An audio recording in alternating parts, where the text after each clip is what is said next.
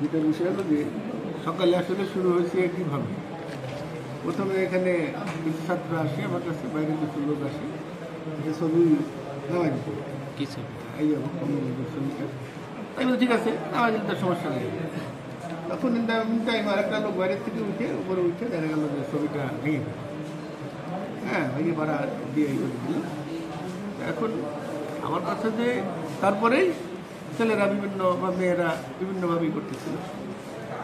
সর্বশেষ আমরা বসছিলাম, আসলে শিক্ষা মাধ্যমিক যে অফিসার আসছিলেন ওনার সাথে বসছিলাম। আর যেটা দ্বিতীয় হলো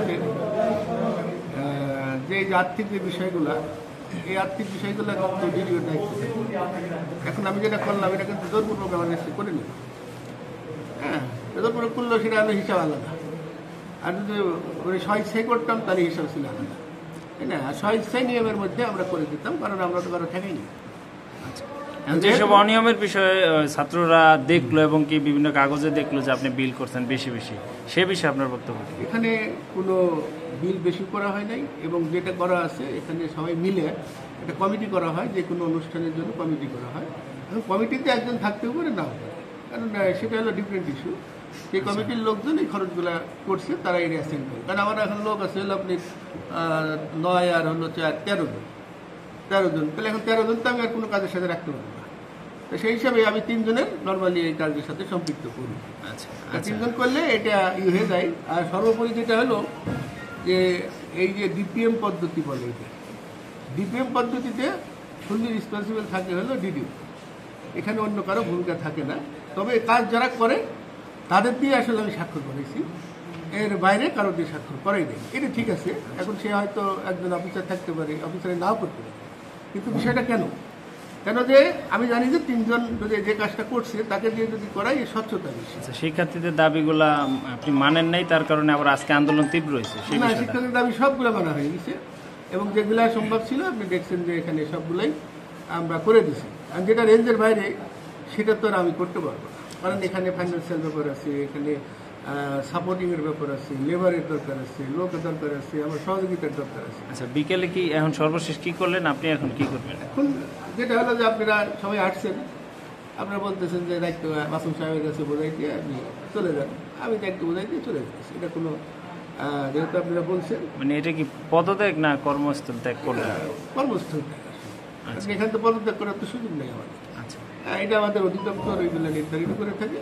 তবে এটা যদি তারা চিন্তা করে তারা অন্যভাবে ডিল করতে পারে, এটা অধিদপ্তরের ব্যাপার, সে আমাকে বিভিন্নভাবে এটা প্রক্রিয়া করতে পারে। এটা সিস্টেম আছে, অধিদপ্তর বলবে, যেহেতু এখানকার চিঠিটা আর অধিদপ্তরে পাঠিয়ে দিব। তাহলে এই সাইনটা কারা, মানে কাদের জন্য দিলেন অথবা কি কারণে দিলেন? কোনটা? এই যে আজকে কর্মস্থল ত্যাগ করবেন, কি কারণে? সেটা যে আপনারা এখানে যারা ছিলেন, কারা ছিল, আপনারা যারা এখানে ছাত্র আছে, শিক্ষক আছে, আমাদের আপনারা সাংবাদিক ভাইরা আছে, এলাকার লোকজন আছেন, আর সবাই চাইতেছেন যে আমি চলে গেলে প্রতিষ্ঠানটি ভালো চলে। আমরা চাই না, সাংবাদিকরা চাই না, সাংবাদিকরা আপনারা আছেন বলছি, প্রতিষ্ঠান ভালো চলে এটা আমি চাই, কারণ আমি এখানে রাত 11টা পর্যন্ত কাজ করছি প্রতিষ্ঠানের জন্য, আমার ব্যক্তি কোনো স্বার্থে না। এটা এখানে প্রমাণ আছে, অনেক লোক যারা থাকে, কারণ কন্ট্রাক্টরে 8-10 জন লোক থাকে, ম্যানেজার থাকে। এখানকার যে হিসাব রক্ষক আছে সে 3 মাস পরে আমাকে বলছিল যে স্যার আমি 3 মাসে যে কাজ করলাম আমি বিগত 3 বছরে সেই কাজ করলাম। এটা আমার সেলিম সাহেব আবার কনভিন্স করলো। আমি আসলে মানুষদেরকে, মানে যারা আমার সাথে কাজ করছে তাদের কিন্তু আসলে দায়িত্ব বুঝাই দিয়ে গেলেন। এখানে যেটা আমার সিনিয়র যেটা আছে, আমাদের যেটা আমি আগেও করে থাকছি, মাসুম সাহেব ইনস্ট্রাক্টর হিসেবে আছে, উনি ননটেকের গণিতের শিক্ষক। আমি যেহেতু সিনিয়র, সেই হিসেবে ওনাকে দায়িত্ব, মানে সাময়িক দায়িত্ব দিয়ে আমি কর্মস্থলটা করতেছি, বাকি সিদ্ধান্ত হায়ার অথরিটি। আচ্ছা, ঠিক আছে, ওকে, ধন্যবাদ।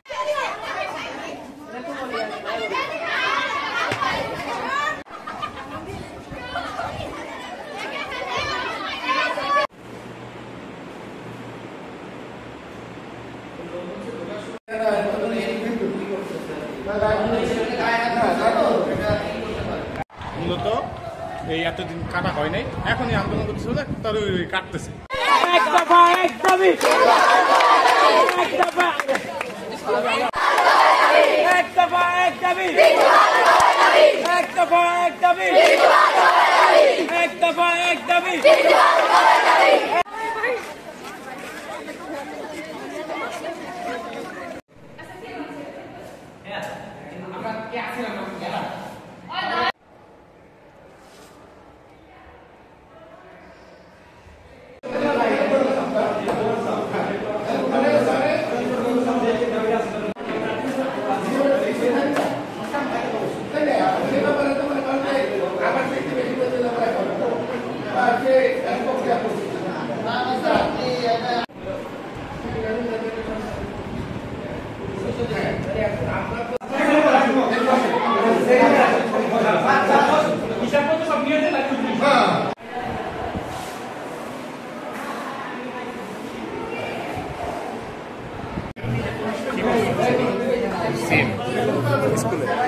মোবাইলে এরা প্রতিষ্ঠানে টাকা কেনা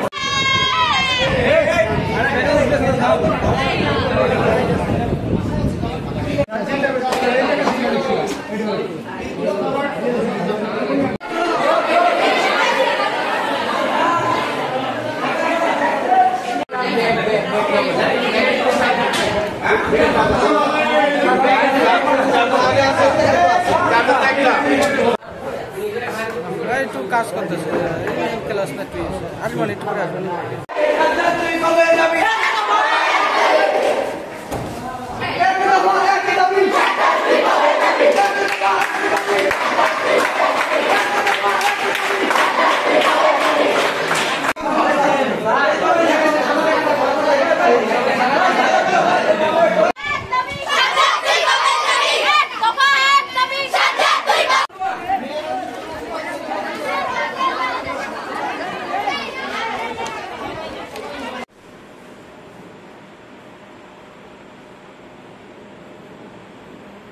রেফারেন্স দিয়ে আসছে, ঠিক আছে, রেফারেন্স দিয়ে ঢুকছে।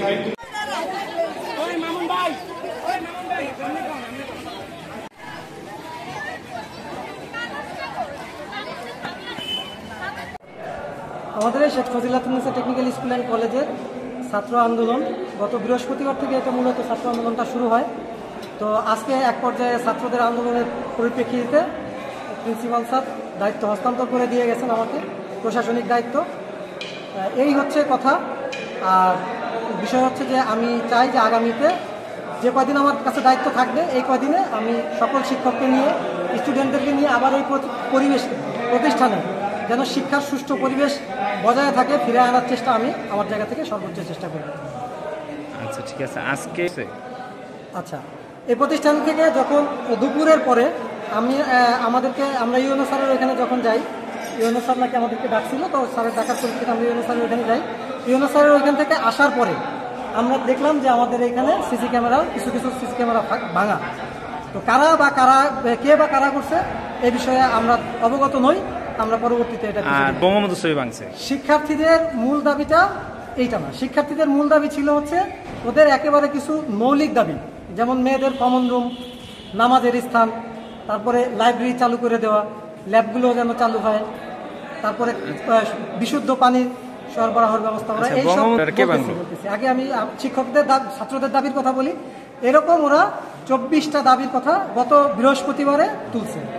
তো তোলার পরে আমরাও ছিলাম, প্রিন্সিপাল স্যারও ছিলেন। তো এখানে বলা হয়েছে যে তোমাদের সকল দাবি আমরা মেনে নেব। তো ওরা আমাদেরকে 3 দিন সময় দিয়ে গেছিল।